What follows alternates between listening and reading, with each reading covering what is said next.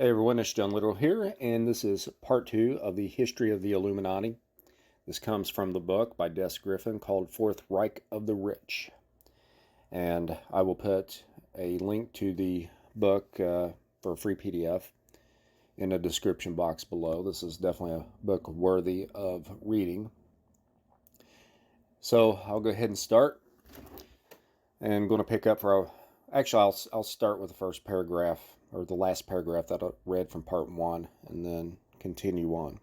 It says, by the time the member had reached the inner circle, his oath of absolute secrecy and unquestioning obedience had become deadly serious. Only at this stage was he allowed to finally see the ultimate aims of the order. 1 is to the abolition of all order government. 2, abolition of private property. 3, abolition of inheritance. 4, abolition of patriotism. 5, abolition of all religion. 6, abolition of the family, which is marriage, morality, and proper education of children. And number 7, the creation of a one-world government. Naturally, most members were never allowed to see the real goals of the order. They were assured the sole purpose of the society was to assure, quote-unquote, the happiness of the human race. Weishaupt had a subtle but clear plan to destroy religion. He says, I have contrived an explanation which has every advantage, is inviting to the Christians of every communion, gradually frees them from all religious prejudices, cultivates the real social virtues, and animates them by a teasable, a speedy prospect of universal happiness, in a state of liberty and moral equality, freed from the obstacles which subordination, rank, and riches continually throw in our way. My explanation is accurate and complete. My means are effectual and irresistible. Our secret association works in a way that nothing can withstand, and a man shall soon be free and happy. That comes from Proofs of Conspiracy. Now, the plan proved extremely successful, not only with the novices, but with men of all ranks and ages. The most admirable thing of all, wrote Weishaupt to Cato, is, quote, is that great Protestant Reformed theologians, such as Lutherans and Calvinists, who belong to our order, really believe they see in it the true and genuine mind of the Christian religion. Oh man, what can not you be brought to believe? End quote. That comes from World Revolution. Weishaupt was a master criminal of the type that appears at rare intervals in world history, who alone can aspire to attaining mastery over the world by utter ruthlessness. He undertook to be all things to all men and women, and promised everyone fulfillment of his or her hopes and desires, no matter how contradictory. Weishaupt was the prince of confidence men. He demanded blind obedience to the quote-unquote party line, as dictated by himself. Lies, contradictions, and deceit were the order of the day. He had no scruples about saying that he sought to lure dupes into his organization. He wrote, quote, these people swell our numbers and fill our treasury. Get busy and make these people nibble at our bait. But do not tell them our secrets. They were not to be admitted to the secret degrees and knowledge of the conspiracy to enslave them, the true purpose of the order. They must be made to believe that the low degree that they have reached is the highest. End quote. The Protestant princes and rulers of Germany and Europe were pleased with Weishaupt's plan to destroy the Catholic Church, and they sought to join the order. These men brought with them control of the Masonic order, into which they initiated Weishaupt and his co-conspirators in 1777. To prevent the rulers from realizing the true purpose of the Illuminati, Weishaupt limited them to the lower degrees. On the 16th of July, 1782, at the Congress of Wilhelmsbad, alliance between the Illuminism and Freemasonry was finally sealed.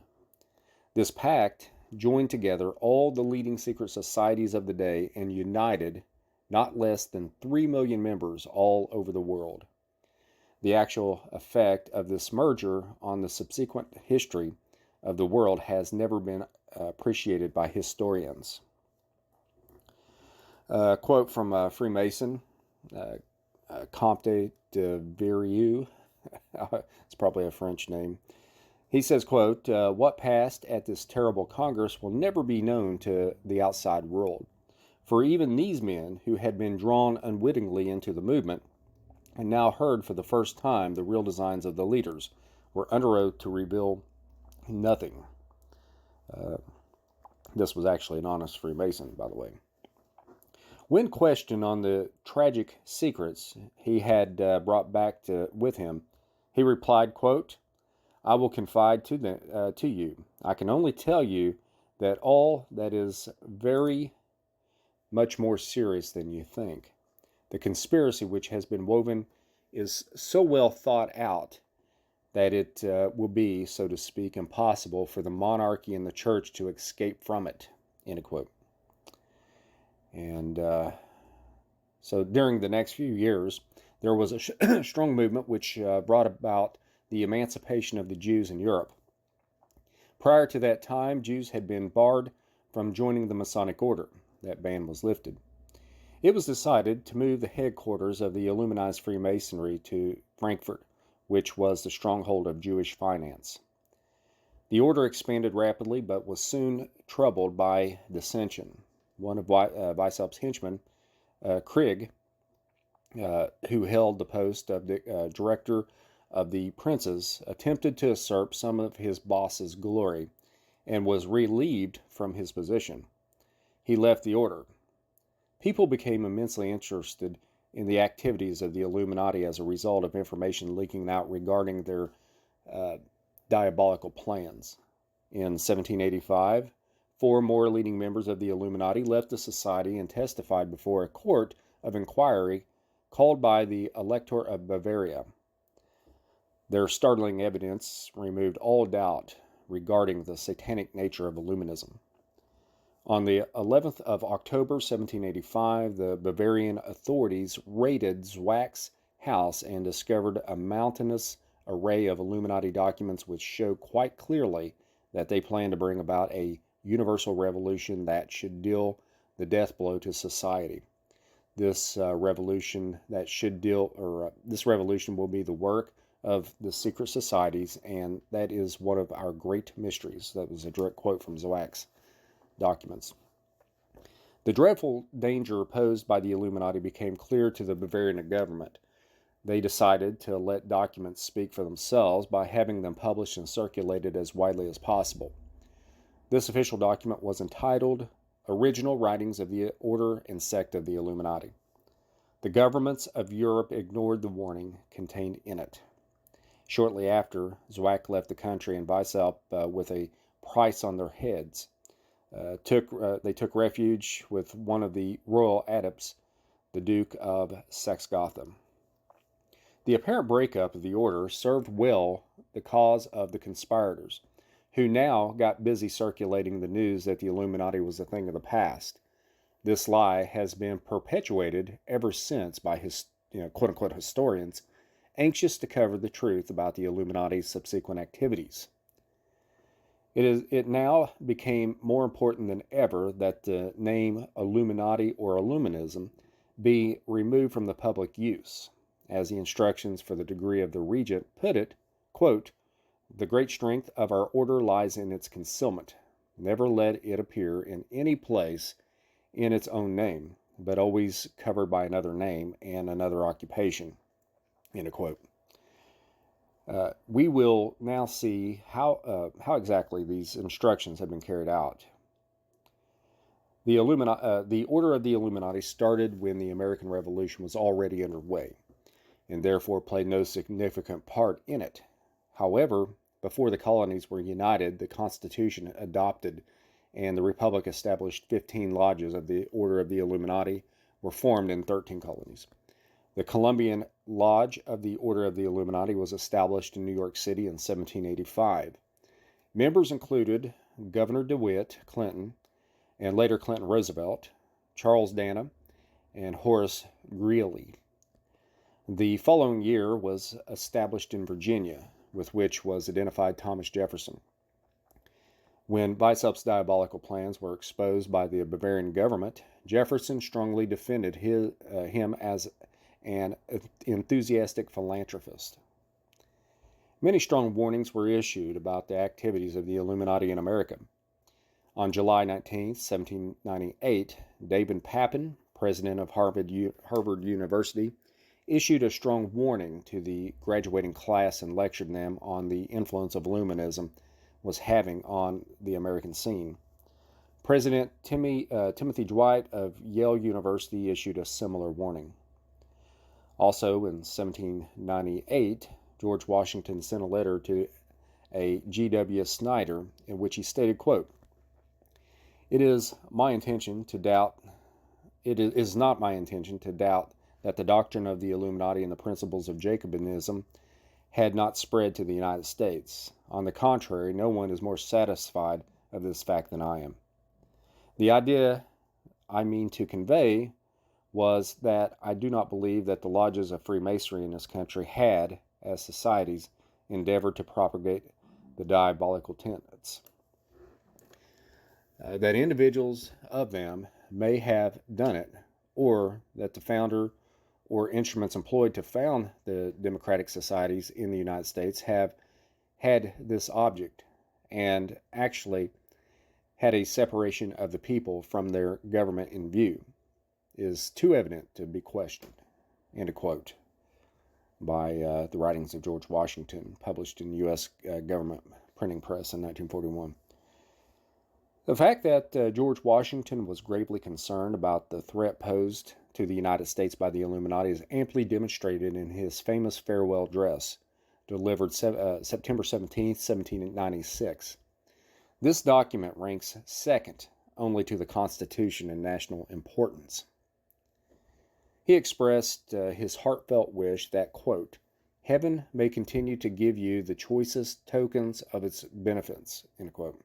And also, quote, that the free Constitution, which is the work of your hands, may be sacredly maintained, that its administration in every department may be stamped with wisdom and virtue, end quote. Then he also declared, quote, the apprehension of danger that prompt him to offer to your solemn contemplation and to recommend to your frequent review some sentiments which are the result of much reflection, of no inconsiderable observation, and which appear to me all important to the permanency of your felicity as a people. He also says, but it is easy to foresee that from different causes and from different quarters, much plan will be taken, many artifices employed, to weaken in your minds the conviction of this truth, as this is the point in your political fortress against which the batteries of internal and external enemies will be most constantly and actively, though often covertly and assiduously directed. It is of infinite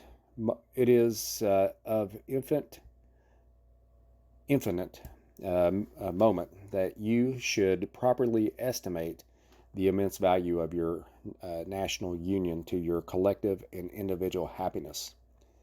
He also goes on to say, all obstructions to the executions of the laws, all combinations and associations, under whatever plausible character, with the real design to direct, control, counteract, or awe the regular deliberation and action of the constituted authorities, are destructive of this fundamental principle and the fatal tendency.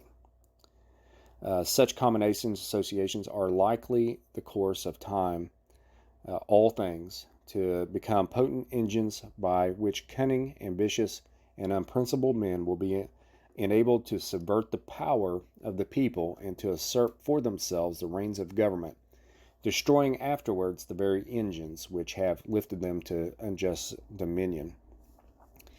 George Washington continues, saying, one method of assault may be to effect, in the forms of the Constitution, alterations which will impair the energy of the system, and thus to undermine what cannot be directly overthrown. The jealousy of free people ought to be constantly awake, since history and experience prove that foreign influence is the one of the most baneful foes of Republican government.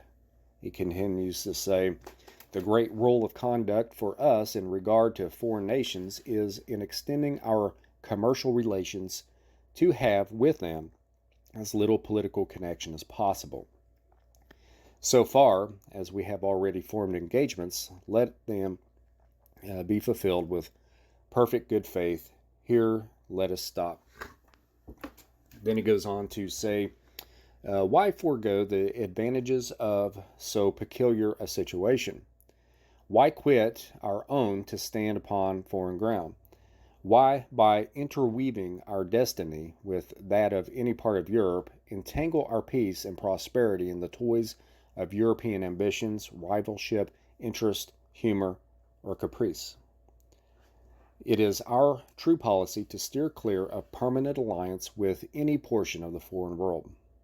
End quote. For 120 years, this document formed the basis of foreign policy. As a result, we prospered as no other nation in history. 1 year later, Professor John Robison published his famous Proofs of a Conspiracy, in which he warned the world of Illuminati infiltration of Masonic lodges. In 1796, John Adams, who had been instrumental in organizing Masonic lodges in New England, decided to oppose Thomas Jefferson in this bid for presidency. He made a major issue of the fact that Jefferson, who had been minister to France 1785 through 1789, and was frankly sympathetic to the Illuminati fomented reign of terror, was using Masonic lodges for subversive purposes. John Quincy Adams wrote 3 letters to Colonial William Stone, giving details of the changes. The information contained in these letters is credited with winning John Adams, which his father, the presidency. The existence of these letters was first brought to the public's attention by Commander William Guy Carr in his book, Pawns of the Game. Until recently, there were in the Rittenberg Square Library in Philadelphia. They have now mysteriously vanished. In 1826, William Morgan decided it was his duty to inform his fellow Masons and the American public regarding the Illuminati and their secret plans. Morgan said, quote, who had passed through all the degrees of Masonry and held very high position in the order, end quote, began to write a book on the subject, arranged with a printer in Batavia to have it published. He was engaged in completing it when he was arrested on a false charge of larceny. His house was searched and his manuscripts were seized and destroyed. A couple of days later, he was released from jail by the interference of some of the conspirators and kidnapped while on his way home. At a meeting a few days later, Morgan was sentenced to die as a traitor. 5 men were selected to carry out the sentence.